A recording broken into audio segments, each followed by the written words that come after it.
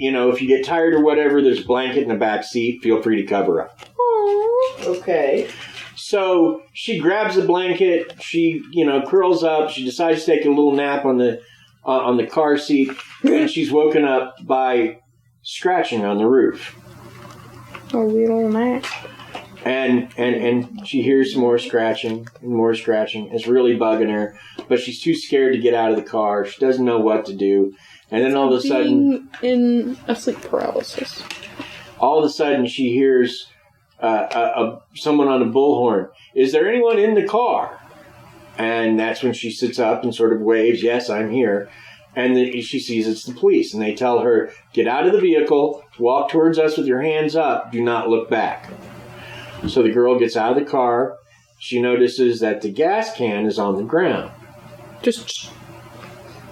She's got her hands up. She's walking. She can't help herself. She turns around. She sees her boyfriend hanging upside down from the tree. His throat's been slit, and it's his fingernails that have been scraping the roof.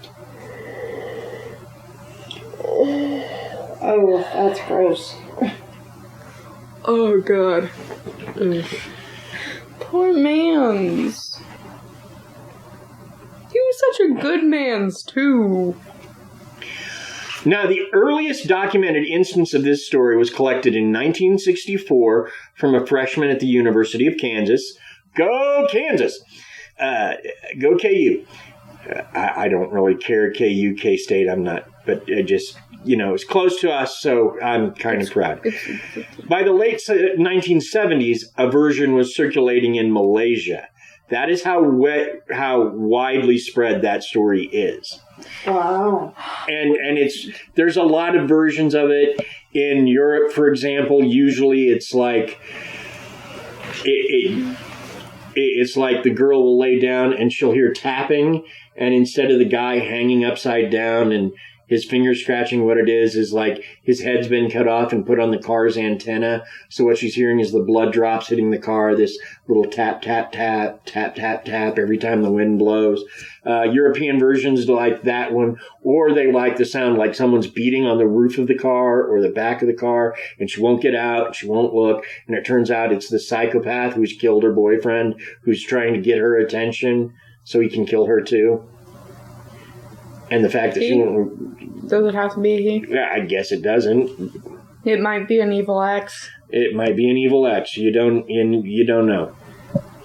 Which it could also be a he. Not judging anyone's sexuality. Nope. There you go. So, and it's appeared in the original Urban Legends movie. They did a variation on that one, and it was mentioned on the series Urban Legends, and so it's not unknown. But again, it's one of my favorites because it's kind of scary, and I like that do kind of scary aspect of it. Right. But again, it's not true.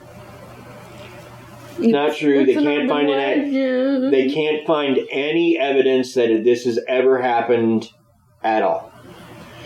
It's one of those stories that they tend to tell, and the point of it seems to be for women to pay attention to their surroundings, and even when your guy goes to take care of you, be aware, because someone could get you. Which, again, okay, but tell guys too, because, maybe it's the girl that goes and walks to get the gas, because she's more together than the guy is. Yeah, some guys do have little tantrums sometimes. I'm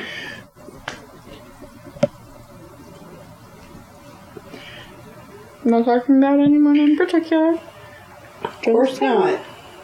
You wouldn't do such a thing. Oh, yeah. Now, I'm innocent. In some stories, her hair turns white when she sees the dead boyfriend standing there. But it's part and parcel of the story in the Hook story, which the Hook everybody knows. Everybody? Oh, yeah. Except maybe you, and I was going to explain it for you. The Hook story is kind of the same thing, kind of a little different. Guy and girl are parked in a lover's lane. They're talking back and forth. She hears a story on the news that a murderer has escaped the local institution, so she wants to leave. Her boyfriend's like, hey, don't worry about it. He wouldn't come here, blah, blah, blah. Finally, she convinces the boyfriend to leave, and he's kind of upset, so he drives off in a huff. Well, he gets her home, he goes around to let her out of the car, and he sees the bloody hook hanging on her door. Like this hook-handed killer was going to get her, but he drove off just at the right time. And again, both of those... Now, while no stories like this have ever happened this way, there have been Lover's Lane murders, and many of them. The Town That Dreaded Sundown is about a series of Lover's Lane murders that happened in Texas, and it was mentioned in the documentary Killer Legends. So, okay, this is funny. At least I find it really funny.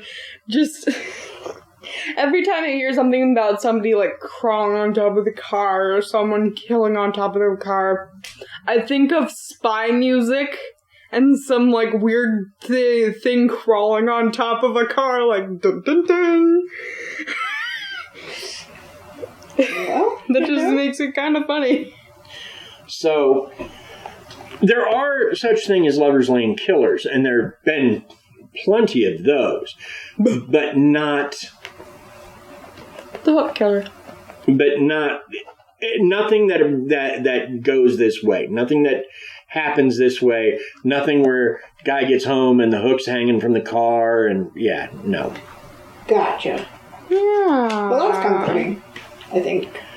So. I think.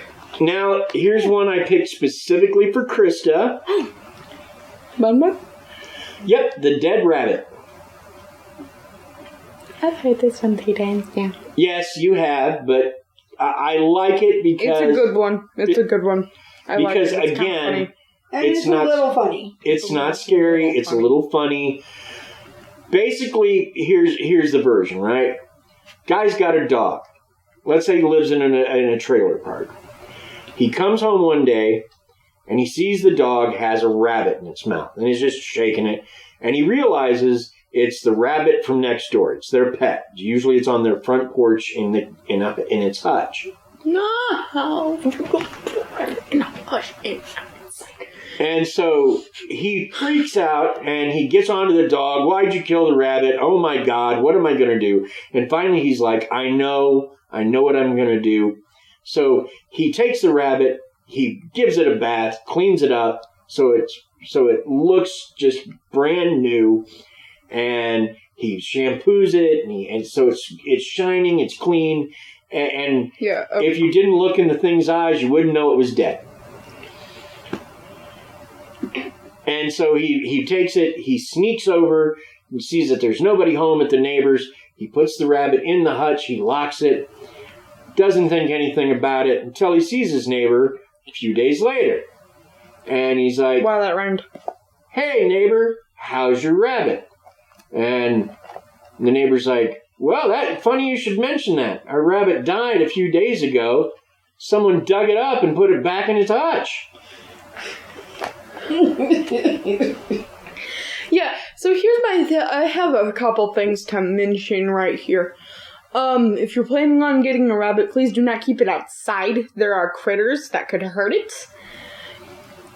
But that's on you if you want to do that. Do not bathe the rabbit either. It could go into shock and you could potentially kill it.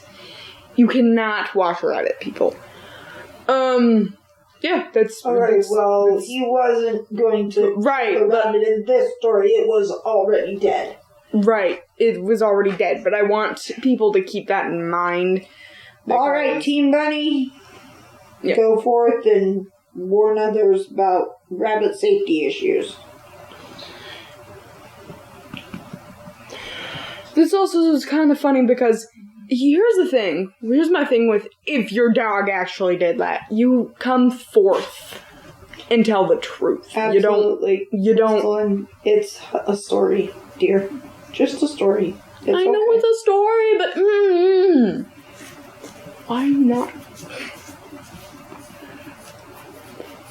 Now, there are some other versions of the story, like there's a version of the story that was submitted to Dear Abby.